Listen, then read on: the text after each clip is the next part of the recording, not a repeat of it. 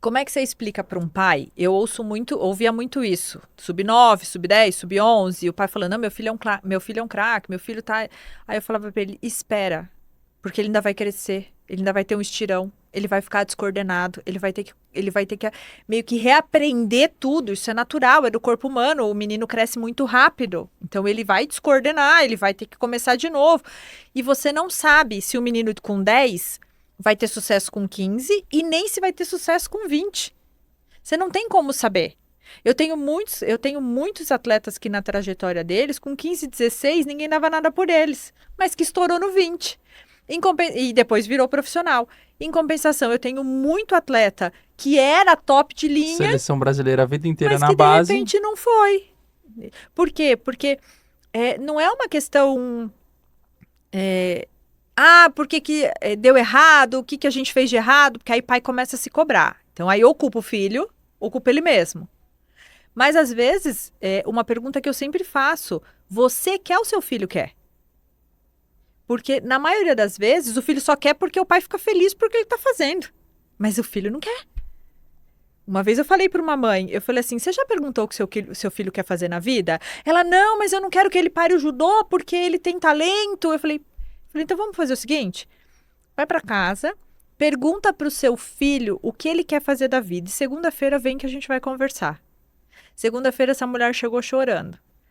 Aí eu falei, o que aconteceu? Ela fez assim, eu nunca pensei que meu filho quisesse ser médico. Eu falei, pois bem, seu filho quer ser médico, eu já sabia. E ele tá me pedindo para parar, por quê? Porque ele sabe que ele vai ter que estudar para passar numa faculdade que é muito difícil.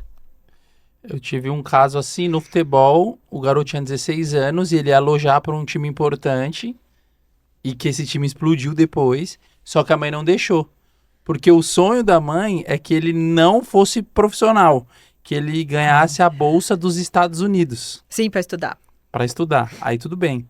Aí daqui a pouco vem um menino que estava lá nos Estados Unidos 7 anos para profissionalizar aqui no Brasil. Então ela, nossa, mas o menino tava lá. Eu falei assim, você já perguntou pro seu filho o que ele quer? Exato. E ele queria ser profissional aqui no Brasil, ele não queria ir pro... É que às vezes Manuel, assim, então, escuta o seu filho. essa é uma questão. Só que às vezes eu entendo o lado dos pais, porque eles também tentam acertar de todas as formas. Eu entendo, até eu escrevi o livro por causa disso, porque eu ouvia eles me perguntando, mas se eu tá certo, tá errado, faço isso, faço aquilo, mas se eu fizer isso, o que que vai acontecer? Mas se eu também não fizer isso, o que que vai acontecer? Então, assim, eu sinto que eles também eram e são ainda muito desamparados. Eles não sabem, eles estão... Então, assim, você imagina o seu filho, que é o amor da sua vida, que você tem de mais precioso no mundo, ele quer uma coisa, você quer que ele viva aquilo. Entendeu? Então, às vezes, você acha que abrindo mão de tudo e deixando ele viver aquilo, você está fazendo um bem para ele. Às vezes não tá. Entendeu? Às vezes não tá. Às vezes ele tá ali só porque é um jeito que ele reconhece que os pais o amam. Então, eu sempre Pelo que falo, ele faz. não pelo que ele é. Entende? Então, eu costumo dizer que todos, e tem uma pesquisa, inclusive nos Estados Unidos, que eu ponho no fim do livro, que diz isso mesmo. As crianças preferem que os avós acompanhem eles nos jogos e não Que os legal. pais. Por quê? Porque o vô geralmente não faz pressão nenhuma. E ele Só vai lá curte o momento. Isso! Entende? É isso. Ele só vai curtir, porque avô, ele não tá preocupado se o menino vai ganhar, não vai ganhar. Ele só quer ser avô. Ele só tá se divertindo junto com o menino. Usufruindo. E o ponto mais difícil, por exemplo, é a volta da criança para casa depois que ela perde um jogo. É o momento que eu costumo dizer que se ele pudesse, ele voltava dentro da mala dele. Por quê? Porque é o momento que no carro ou o pai vai reclamando, ou o pai vai perguntando, ou o pai vai falando. E às vezes ele só quer ficar em silêncio, porque ele não entende o que aconteceu ali. Ou ele perdeu, ele tá bravo, ele quer que... É o luto dele, daquela partida entendeu? ali. Só Vai que ter às que ter vezes... agilidade, mas... Pois é, pô, mas o cara é no tempo tá... dele. É. Só que aí você entra no carro e seu pai começa a perguntar, ou falar, ou sua mãe. Você entende? É difícil. E mesmo que se for fazer, tem que fazer com técnica, né? Uhum. Que sentiu, o que achou. Se o garoto der Até eu essa dou uma abertura. lista de perguntas. Que bacana. Tem uma lista de perguntas. Ó, Faz as perguntas. faz as perguntas, as PPS, perguntas poderosas de sabedoria. Poderosas, exatamente. É essas Entre mesmo. o amor e a competição, a arte de ser pai ou mãe de atleta. Melissa Voltarelli. Ó, mostra aí, Gui, a capa. De novo, vale a pena, hein? Apaixonei pela capa. Tem tudo a ver. Eu viralizei um corte no Instagram que eu coloco um placar assim, ó. Pai, nesse placar aqui, quanto que tá? Você abraça seu filho, sai pra comer uma pizza sem falar, passeia, etc. Em contrapartida, você compara o seu filho com outro atleta, você fala o que ele tem que fazer no jogo, você xinga juiz, você... Aí eu trouxe um cara aqui do São Paulo, ele falou assim, já tá 10-1, irmão. Pronto.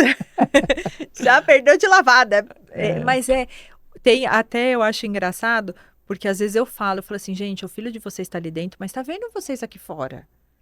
Vocês são modelo para ele. No tênis é muito comum, às vezes eles fazerem um ponto ou perderem um ponto e olhar para fora para ver o pai ou a mãe. E assim, qualquer gesto, bufa, balança a cabeça, fica nervoso, isso desestabiliza a criança lá dentro.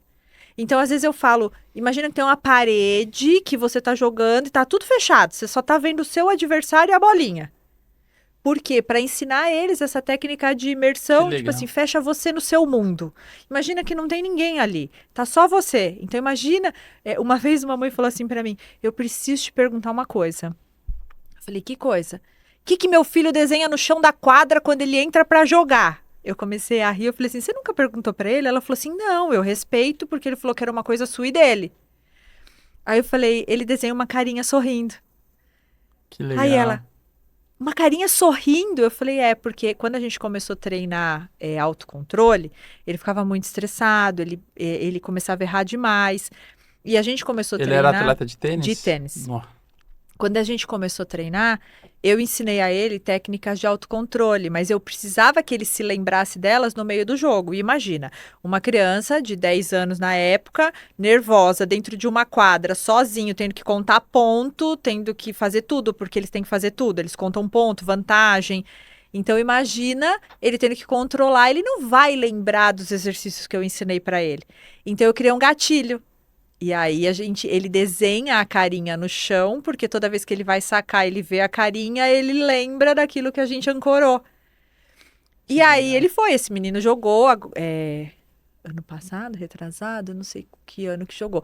Mas ele chegou a jogar o da Austrália, não é o Open da Austrália, mas ele chegou a jogar na Austrália, ele jogou nos Estados Unidos, ele joga tênis até hoje, ele é profissional. É um esporte que a parte mental...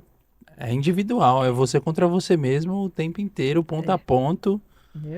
E assim, você pode estar ganhando e perder, você pode estar perdendo e ganhar, você pode estar ganhando de 5-0 e perder de 7-5. E tomar virada,